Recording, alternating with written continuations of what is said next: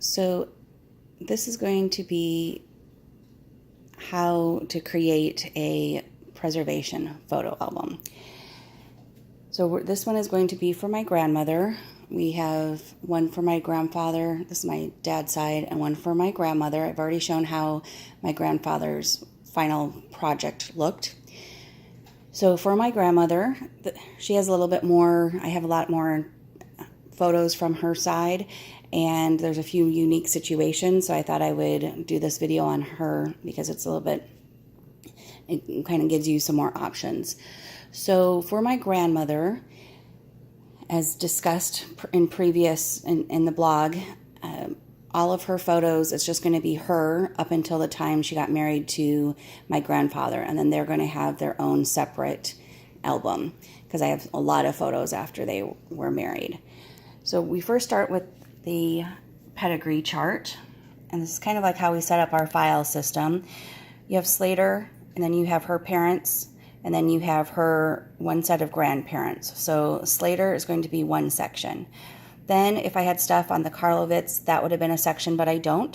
So then I come down and I do her next set of grandparents, which is Wolf, and then her grandfather's parents, so that will be in the next section. And then we drop down to her grandmother's set of parents, which is Hari, and they will have a section because I have a lot of photos of their family also. It's basically 3 lines: Slater, then Wolf, then Hari. And that's how I set up the table: Slater, Wolf, Hari. Then with each of that, you have to decide, do you want to go from the most recent generation to the oldest generation or vice versa? I've put together an album both ways. It works great either way. I ended up going from the most recent to the older because I figured if I come across any photos for a generation that's the next one over, I can just add those in. Also, when I'm talking to my own children, I tend to start with my grandmother and then discuss her parents.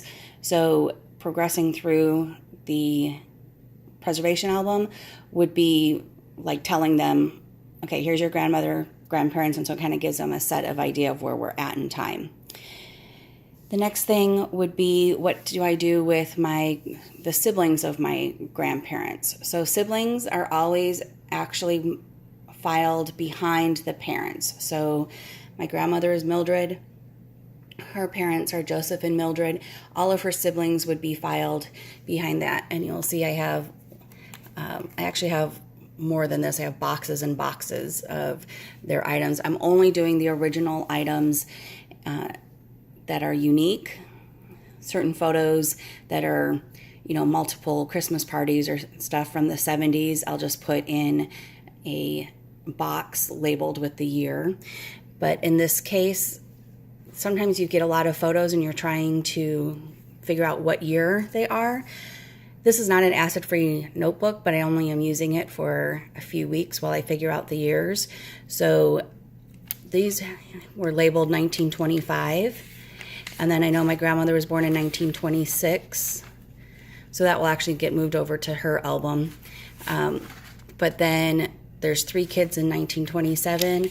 Then I came across a photo with more kids. So I knew that was 1929. So I kind of just put them in these orders while I was trying to figure out the years. It's easy to quickly, then when you see a whole group of kids, throw them in that section and then go back and label them later. The other thing besides siblings would be other marriages.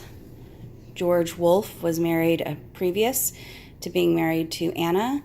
So his first marriage is actually going to be behind his parents. This is how I do my file folders also.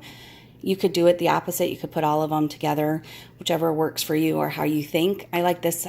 This is why I like spreading stuff out on the table, because I can easily move stuff around on how I think it's going to work.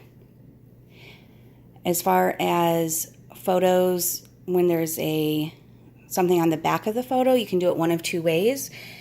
This one, I just put the definition or the little saying that was on the back in italics, but I'm actually going to redo this page because I came up with this other idea where I photocopy the back and then I print it out on acid-free paper so they can be next to each other and you can see that at one time.